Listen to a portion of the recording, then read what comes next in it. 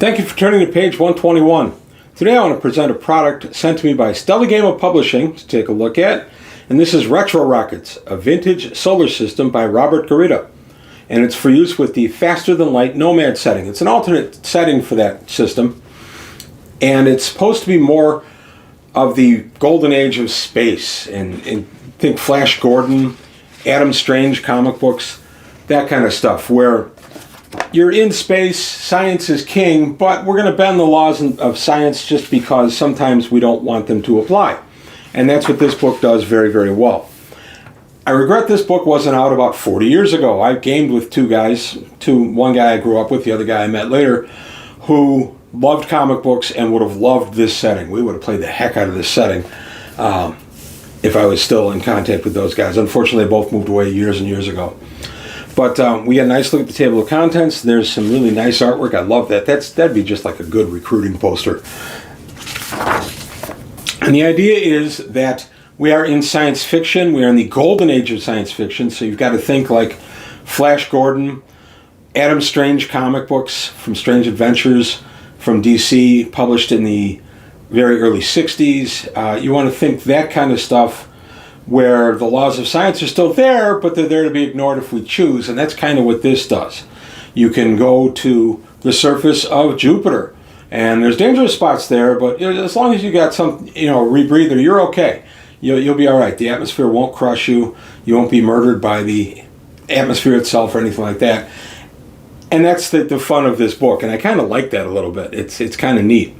So we get the introduction there. And then this is an alternate setting for the Nomad Faster Than Light book. But the setting overview, we get the what's going on, and then we find out that ships have crashed, alien ships have crashed on Earth during World War II, and then in Roswell, New Mexico in 1947, and all the stuff, all the tech we were able to pick up from those crashed vessels. And then we start going out to explore the solar system. This is designed that you're supposed to be in the solar system. There's no real FTL in this setting. But don't worry, there's plenty going on, and there'd be no reason you couldn't add FTL. There's lots of ruins around the various planets of Earth. The various planets of our solar system, and you are exploring them, and you are being whatever you want to be. So you go to the Nomad rules, and you decide what character you're going to play, and then you plug them into here. And then here we say, a major theme of Retro Rockets is that Earth and humanity bring a fresh perspective to trade and exploration of the solar system. The established cultures don't always like this, despite it often working out for everyone.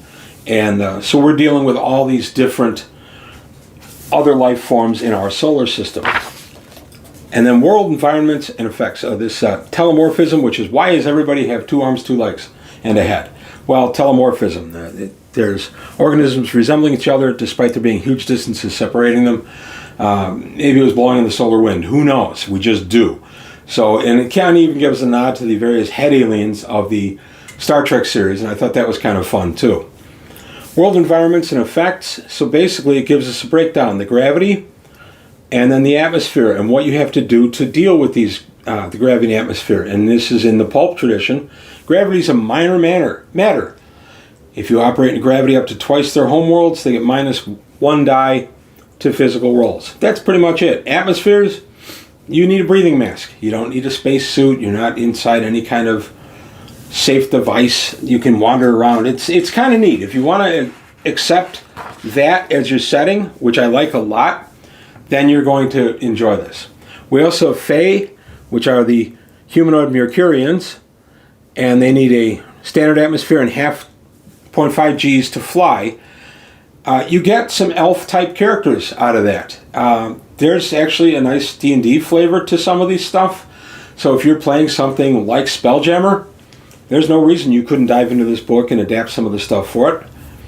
With human characters, non-humans as player characters, and then the various races, the Calistan, the Martians, and so on. I'm not going to go into a ton of detail on that because this is more of an overview than anything else. And then we have various augments that you can have, cyborgs, the planetary gazetteer, which is pretty neat, And then we get a look at Earth. We start with Earth and we go through. And then we look at Earth itself, and then we look at some prominent local NPCs. I love that. I love that about this series of books, or anything from Stellagama. They give us really good, usable NPCs with some pretty good meat on the bones. There's reasons why they're doing what they're doing. So these are more NPCs. Nice little DNA matrix there. And then various rumors, technology, and then weapons, and then a bestiary. And then we go to Luna. Luna is inhabited by the Selenites. And then we get a look at the Selenites a little bit more.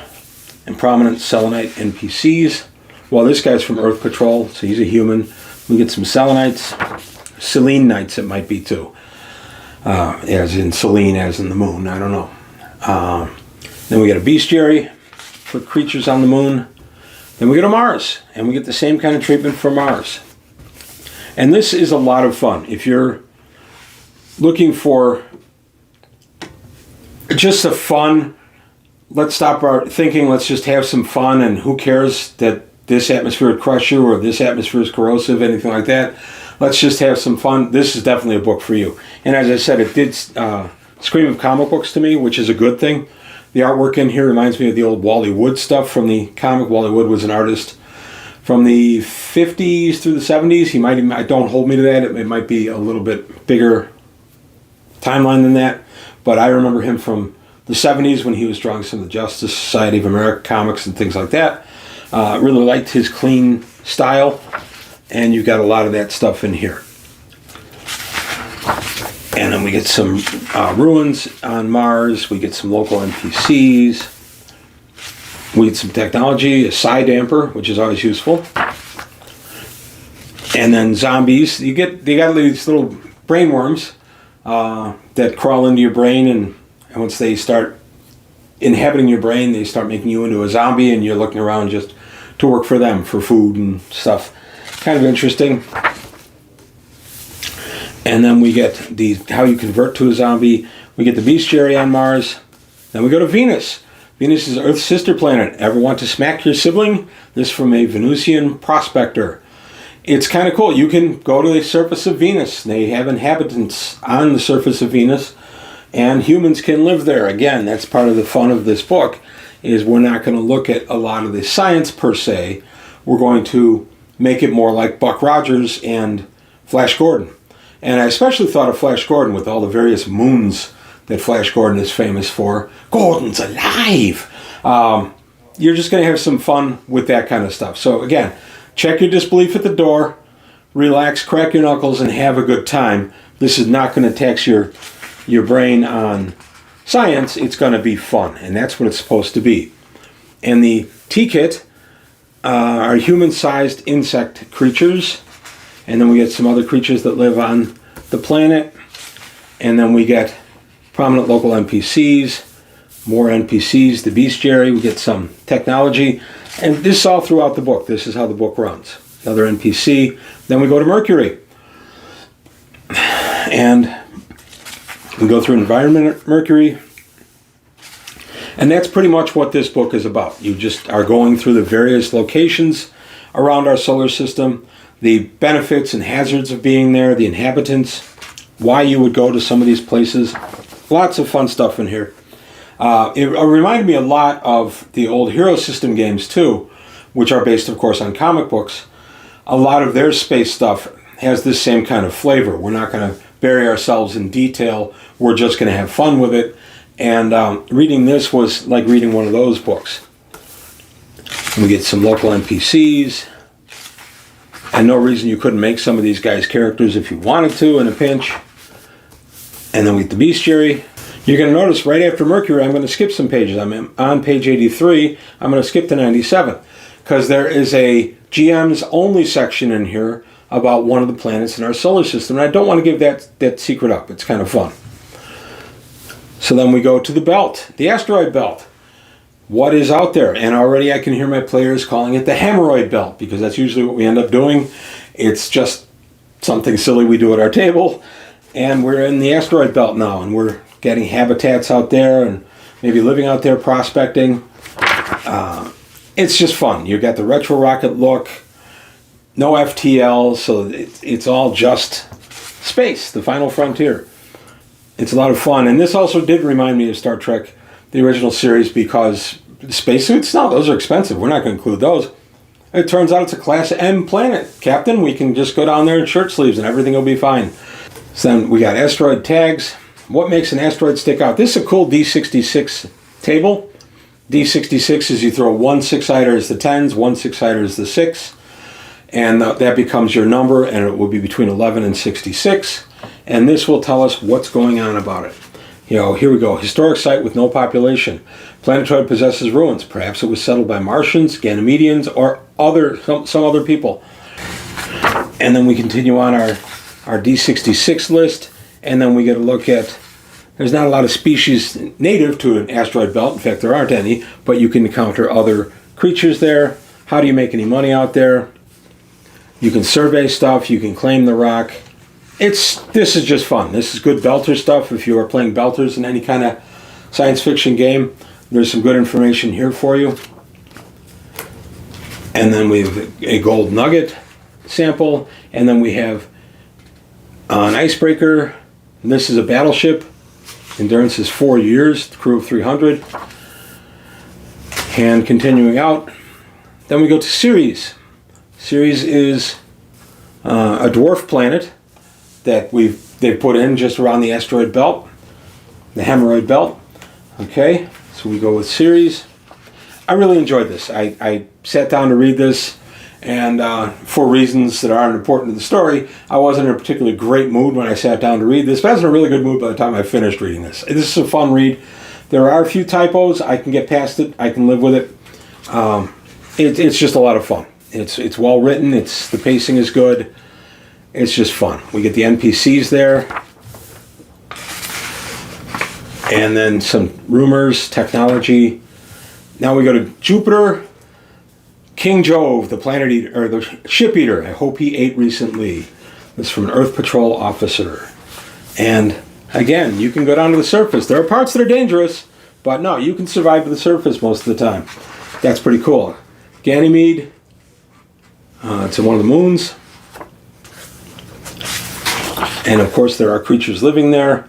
And again, the best analog I can think of is all the various races of Mongo on the various moons of Mongo from Flash Gordon. And anybody who loves that 1980 film, which I do, by the way, cardboard Hawkman wings and all, I love that film. This really fits in. So then we got Redos, Noble Inventor. All the NPCs, we get a rocket racer. They're kind of local racing celebrities. Various rumors and technology. Now we go to Callisto, another Jovian moon. The Sargasso, I liked this. Collection of derelict ships orbiting Jupiter, the remnant of the War of the Moons. It passes quite close to Callisto, orbiting 3 times for every 2 orbits Callisto makes. So you could actually wait for it to come closer and launch in your rocket and go try to salvage some stuff. I like a good Sargasso. I think that's a lot of fun. It can be a lot of fun in your stories. One of my favorite Doc Savage novels, The Sargasso Ogre, takes place in a Sargasso. Sargasso is a sea that's clogged with seaweed or other kind of vegetation that entraps the ships and then they can't get free. That's our meaning of it. Prominent local NPCs, some rumors, the technology, the bestiary. I liked the river dragon. That is a nice looking monster, especially for a game like this. I like that. And yes, I did say monster because that's really what it's here for. Okay. And we go to Io, another Jovian moon. And Ionians live there. Live there. Some NPCs. The bestiary. And you've got the idea by now. Europa. Another moon. Love this kind of artwork. And a lot of this artwork is recycled from other stuff, but I don't care. This is really good mood music for a book like this. I love a nice look like that. It looks like an old comic book. I read an old comic book years and years ago. It was a reprint of a Human Torch appearance from in the 1950s. This is the Human Torch, the original Human Torch, not Johnny Storm from the Fantastic Four. And he, for reasons in the story, has to go to another planet, so he simply flames on, leaves Earth, and flies through space and lands, because at the time they had no idea there wasn't any oxygen out there for fire and things like that, so it's just fun. And it's still a fun story today. You got prominent local NPCs there, got the various rumors, some technology, and the bestiary, and then we get spacecraft of the solar system. And they even come complete with an abduction beam. Yes, you can be beamed up for maybe some probing, who knows. Solar system vessels, Calliston Blade Destroyer, Calliston Troop Carrier, and so on with the vessels. This is just a lot of fun. You're not supposed to be taking this too seriously. You're supposed to just relax and enjoy yourself, which is kind of the whole Nomad system. It's a very straightforward system, one that's very easy to start, and this would be a great setting to start in. If you don't want anything dangerous or deadly or slowing things down, you just go here and have some fun. Now we got to look at some space hazards. Continuing it out, our space hazards, including an ion storm, technology of robots, some nice robots for use in your game, and that's it. And then this just other FTL Nomads for technology, or Nomad supplements for your game, so you could pick up their mecha synthoids or spacecraft go. And that's it. That's the end of the book. This was a fun read. I really enjoyed it. As I said, for reasons that are unimportant, I wasn't in a particularly great mood when I sat down to read this. I really enjoyed it, and things were much, much better by the other side of this book. I like it. I like this one a lot. I recommend it a lot. It's a fun offering from Stellagama. Again, I want to thank the folks from Stellagama for sending this book my way. Take a look at. I really enjoyed what I read, and I'm hoping there might be more coming with this type of flavor. Maybe we go to Alpha Centauri and we meet some of the creatures there, maybe in cryo ships or something. I don't know. There could be a lot of fun to be had in a universe like this. So if you're looking for a brain light, fun game that can be as easygoing or difficult as you choose, then this is a good setting for you. Retro Rockets, a vintage solar system from Stellagama Publishing. I recommend it. I'm very happy to have it in my library, and I'm going to be stealing ideas left and right from this. But that's all I've got today on page 121. Thanks for watching. Thank you for your time. Please take a look at the Patreon, see if you can help me out there. If you enjoyed the video, like and subscribe. Please take a look at Stellagama's other products. You'll like them. I don't work for Stellagama. They simply sent me the book to take a look at. But that's it for today on page 121. I want to thank you for your time. Thanks for watching, and I'll see you next time.